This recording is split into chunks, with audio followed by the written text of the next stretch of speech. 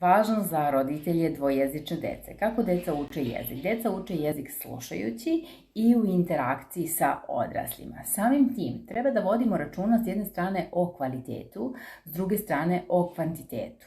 Šta to tačno znači?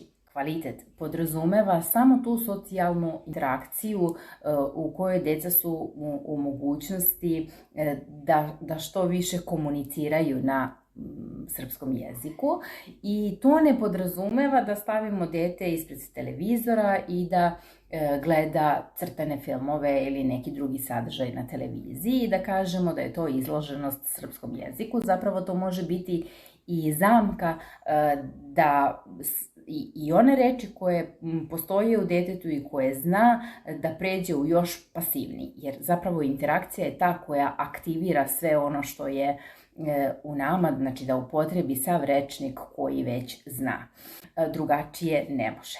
Kada pričamo o kvantitetu, kvantitet se odnosi na količinu reči koje dete čuje u toku dana.